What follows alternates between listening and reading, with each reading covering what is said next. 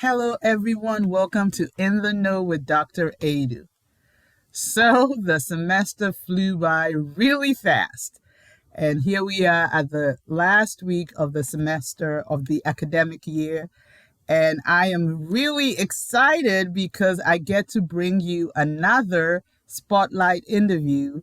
And it's with none other than our own interim dean, Dr. Bob Baker. He's the interim dean of the College of Education and Human Development. And now I'm going to go straight to him so we can begin our conversation. Excellent. Welcome, Dean Baker. How Thank are you. you? I'm great. It's great to be here. Thanks to Evan. I really appreciate it. So, I have some questions for you, and I will Sure. just get on them.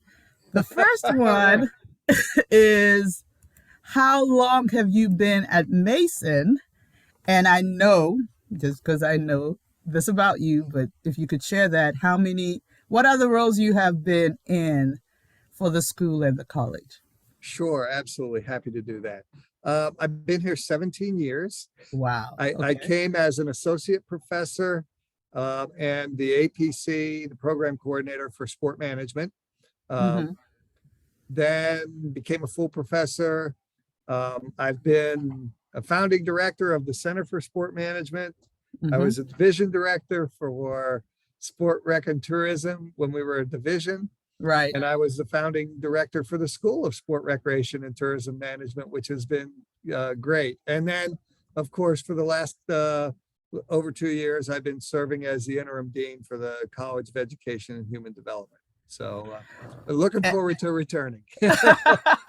And I know we could do a whole interview on that time because you became interim dean at a very interesting time for the college and the country and et cetera, et cetera.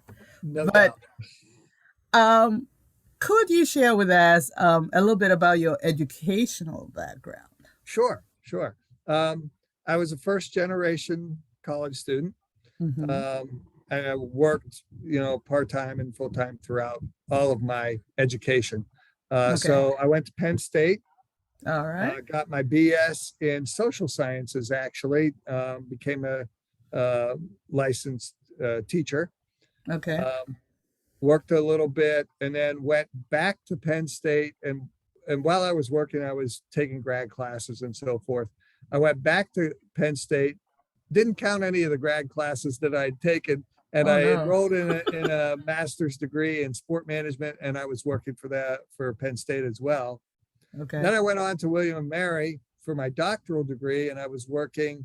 Um, my doctoral degree was in higher education and athletic administration, All right. um, and then I was kind of working there as well. Okay. Wow. All right. So I didn't know some of that. So that's good to know. I may surprise you today. I know. I know. I have been surprised with every one of these. So so then you, as you said, you did work. So what made you decide I want to be a professor? And then why Mason? Well, I had been, I was very fortunate out of college. I became an athletic director and coached 3 sports and Mm-hmm. at the high school level. And then I served as athletic event coordinator at Penn State. I served as a development officer. I got at William and Mary, got a lot of experience there. I was Right. national coordinator for the ASEP coaching education program. And then when I completed my doctorate, um, you know, I went to Ashland University and I was able to combine. I was a faculty member and I got to coach as well. Right. And eventually I became the department chair. And the only reason I got into it was that and this is a really important, I think, lesson for students. I realized that I could. Um, Okay. I mean, mentors were so incredibly important to me, both in coaching and in my academics. Mm-hmm. Um, and so in both venues, whether it was at Penn State, William and Mary, at Mason here, in Right. the Professional Association, North American Society for Sport Management, I've had people encourage me, guide me. My one of my professors at Penn State, Ralph Sabach, encouraged me to go on for a doctorate. Right. I went to William and Mary because of John Thielen, who Right. is retiring this year from Kentucky. I Oh. still call him coach. Had a number of people in NASM, Jackie Canine, Jenna Parks, uh, Paki Nathan Cheladurai, that helped guide me in my career. I was kind of a mutt in that organization in that there aren't a lot of people in sport management that come out of William and Mary with a doctorate, and yet Oh. they're coming from other programs, Right. and so I was kind of different, and it was really nice to get to know those um, I guess the scholars in that field, and they welcomed me, and it was it was really good. Then when I got to Mason here, Dave Wiggins had a lot to do with why I came. Right. Right. Just a great scholar, still a friend. Right. Um, and there are others at Mason who have been influences over my career. And, basically why Mason is kind of, it's all about opportunity in a sense. Right. There, Right. everything that brought me here is kind of still here. Right. It's the people, it's the location, Mm-hmm. it's those are the things that really mattered. I get it. I've had a lot of uh, offers and recruitments from other places on a weekly basis at this point, but Oh at this no. at the same time, no, seriously, at the same time, again, what made me choose Mason is still making me choose Mason on a daily basis. I think the people here are good. I think the environment is good. I think the location that we're doing this is good. The opportunities are good. I had an opportunity to really build a sport management program here, but we Right. still have opportunities to do so many more things. Right. And so that's Eh, what's exciting for me. And so that's the long answer to the short no. question of what made me decide to become a professor. It's when I finally, when people encouraged me and I realized that, hey, this is something I could do. Um, Right. so yeah, it's still a journey. I mean, why it's the same. I could answer the same thing for why did you become a dean? I didn't Right. pursue the job, Right. but people said, you're the one that ought to do this, and so I said yes. Right. Right. So the only thing I didn't like about what you said is the part that people trying to recruit you. Everything else was fine. That part Okay. I didn't like. That part I Okay. didn't like. And I'm Well, glad. there's no threat there. Okay, good. I'm Okay, not good. going anywhere. Okay, that is good. But there was one thing you said, and I just wanted to kind of pick on that a little bit, where you were talking about how important these professional networks had been for you. Yeah. And so I was wondering if you could just share with our students the importance of being a part of some of these professional organizations. I know a number of them create spaces for students, but students don't necessarily always know that. So, what would you Yeah, say to students about absolutely. that? I mean, it goes back to, I think, a driving force in my success and in my career and in my life, and that is the concept that life is a contact sport.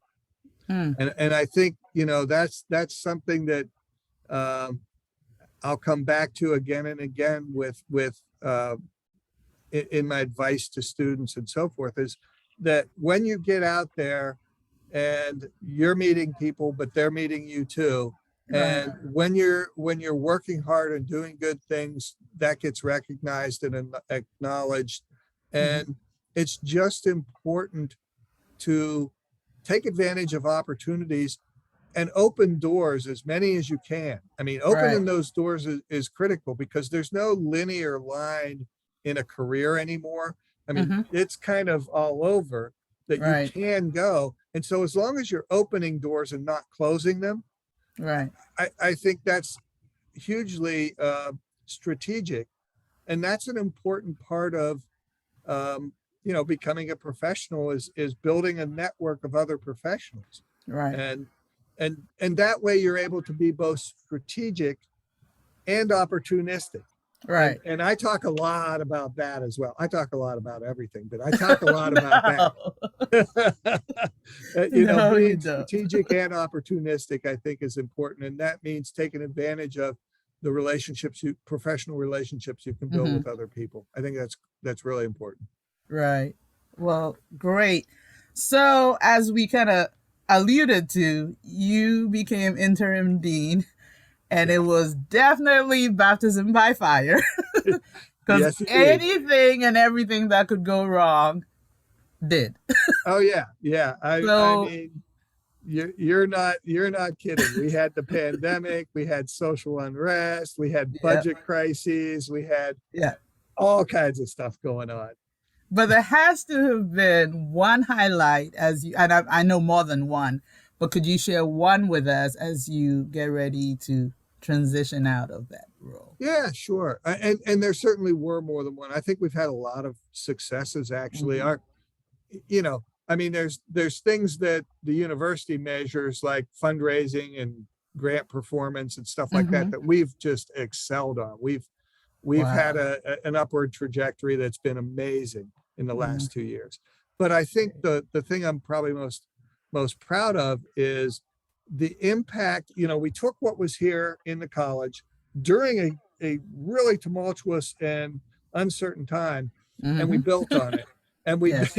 I mean, that's underestimating it, right? Uh, but we built on it. I mean, we started the Office for Diversity and Inclusion. We Hmm. started the Office of Faculty Development. We did things within the college that are going to have long-term impacts. They're supporting and helping right now, but Right. these are things that are in place for long-term for the future. And I think we left the college in a better place than it was when we got here. And I think Right. that's what's critical is I knew coming in that I had a time certain. There was Right. I had an end date in mind, Right. and so I had to move. And I told them when they offered me this, I basically said I'm not going to sit on my hands. We're Hmm. going to move the college forward. And I think those kinds of things that I just mentioned are the things that we can point to and say, look, we moved forward Right. during a time when not many places were moving forward. Right. And Right. that's the highlight for me. That's Well, the good. highlight for me, leaving it better than it was. Yeah. So, of course, we did not like that you left us, but then we greatly have appreciated all the amazing work you have done as dean for this time. And again, being the time that it was with all that was going on. So we greatly appreciate that. But we are glad you're coming back. Even though we also, of course, have appreciated Lawrence, who has been our interim director, but I'm sure he more than I is happy you're coming back. So as Absolutely. you come back, what is one thing that excites you about being able to come back and take your spot as school director? That's easy. It starts with the people. I mean, to Okay. come back to my people. Yeah. That Yeah. this is that's important to me. And the other side of it is I'm passionate about the programs that we have in SRTM, Mm-hmm. whether it's new degrees in rec management or sport management, or the online innovations that we're making across all of our disciplines, whether it's uh, wine and craft beverage and getting that going Right. in tourism and events management. I mean, there's so many. Again, it's just kind of the same things that brought me here. There are so many opportunities and possibilities ahead that I'm genuinely excited about because I love these fields and I love Right. the intersection of these fields. Right. And you're right about Lawrence. I know he has told me, look, buddy. He says, I came here to work for you, not to do this job. And so I am looking forward to honoring my promise Oh, to good. Lawrence to come back. And I'm looking forward to being back in my home. In your home. Well, we are excited about you coming back. So Thank now I'm you. going to shift to a little bit less professional, more personal, because this is really where I always get surprised. Oh, yeah. Can Oh, you share with us some of your hobbies? absolutely. Happy to do that. You may not, I play the guitar. Um, You may not know that. Yeah, I'm a guitar player. Lawrence does too. Did you know that? I did know that. Oh I my did know gosh. that. Okay, we got to have a band going on. Okay, okay. The SITM band. There it is. Okay. I enjoy classic cars. I used to, in fact, one of the things I did working my way through high school was rebuild cars and sell them. Oh, Um, and okay. so I would buy an old classic, and I'd rebuild it while I was driving it, and then I'd sell it for more than I paid for it, and then I'd keep moving. Wow. I like boating and fishing some. I like all sports. I guess that's I mean, nobody's going to be surprised about that. I love No, sports. that's not quite surprising. No.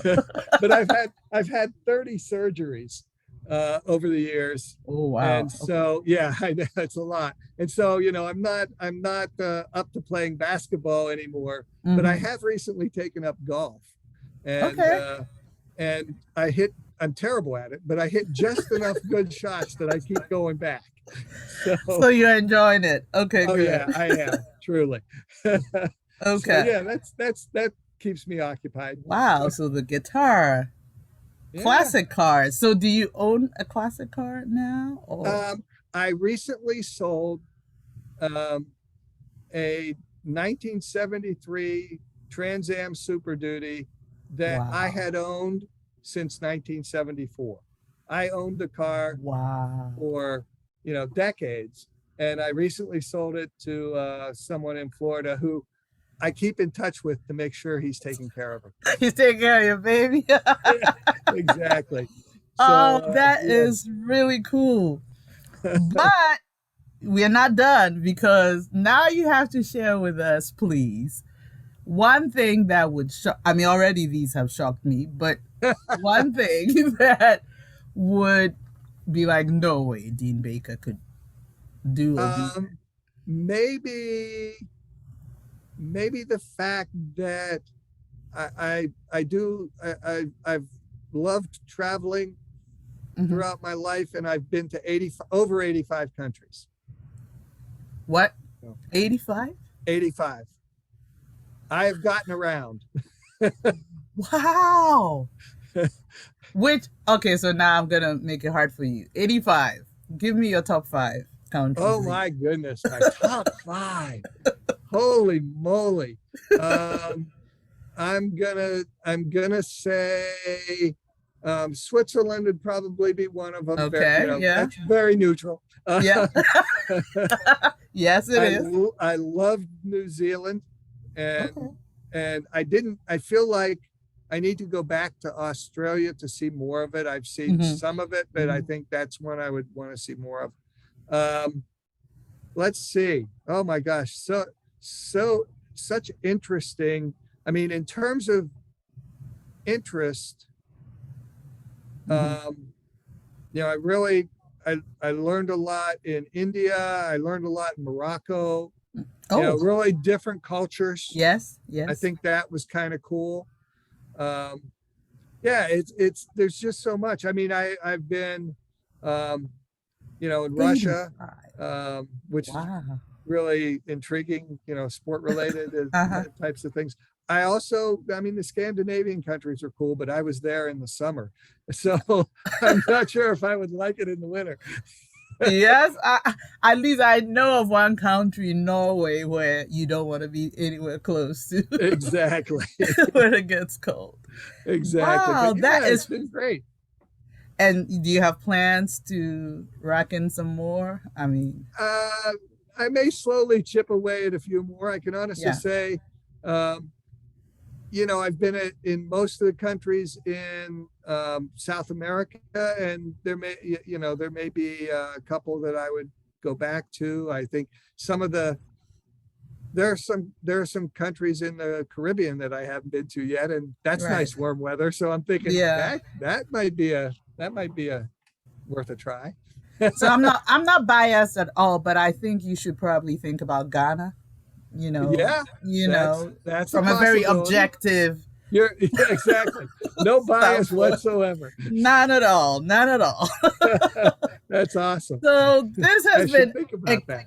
Yeah, you should. And who knows, maybe, I mean, I'm hoping to do a study abroad and, we can talk about all that later. Oh yeah.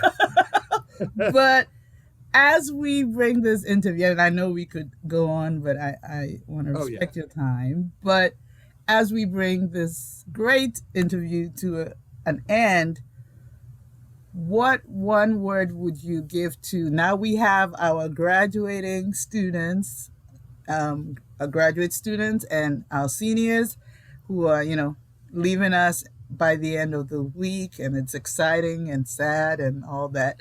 Yeah. Um, what would you say to them as they launch into the deep? I think twofold. I think one, I'm always going to say life is a contact sport, and Mm, learn how to develop and manage your professional relationships. okay. That will lead you on a path to success no matter what you do.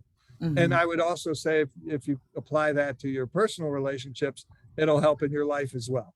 Right. Um, just treating people well Hmm. is important. And the other thing I think that is critical for people coming out is begin to realize what you're capable of and what you can do. Make a positive impact, because you know I just feel like whatever you're doing, do it the best way you possibly can, to the best of your ability. It's not easy. It requires sort of a constant effort to do those kind of things, but leave places better than you found them. Make a Right. positive impact. That will come back on you tenfold. All right. All So right. that's my advice. Okay. Well, thank you for that advice. And then, okay, for the remaining students, do you have any word for them as they go out for the summer and come back? What would, Um, some of the same things would apply for them. okay. Work hard, um, prepare. One of the things that I think every student should aspire to is, you know, you're you're preparing for your next step in your professional career now. Right. Right. So go out there and think about how you're building opportunity, how Hmm. you're strategizing about what's next. Hmm. Are you doing things that are going to make you better? Are you doing things that are contributing somewhere? Are you building relationships where you're going to have positive references? Right. All Right. those kinds of things are part of this. I mean, yes, you have time in school to continue to learn, but we want you to have the problem when you get out of the university and out of our program. We want students to have the problem of, what job am I going to take because everybody wants me? Oh, That's what yes. we want to have happen. Yes. And That so, is a good problem to have. and now is the time that you work on that on a regular basis. And I really mean that. I think it pays off. Well, Dean Baker, this has been fun. Thank you so much. I have learned stuff. Man, every time I do this, I'm like, oh, I've worked with them for a while. Yeah, I know exactly. stuff. And then it's like, no, you don't. So somebody's got to interview you. Ah, I've been threatened with that already. All right. All right. So, but I am enjoying doing this, and I really, really thank you so much for coming. I know you're busy, so I appreciate you taking this time out. I always enjoy talking with you, and Yeah. you're great at this. And I've seen the Oh, other ones, and they're really good. oh, And thank so you. you make this work. It's Oh, really thank good. you. I Well, appreciate it. everybody, here we are, Dean Baker. We are gonna post this on our Instagram, so don't forget, follow us at DMU underscore SRTM, and have a wonderful summer. Take care of yourselves. Keep in touch, those of you who are graduating. Stay connected, those of you who are coming back, and we will see you soon. Bye. Bye.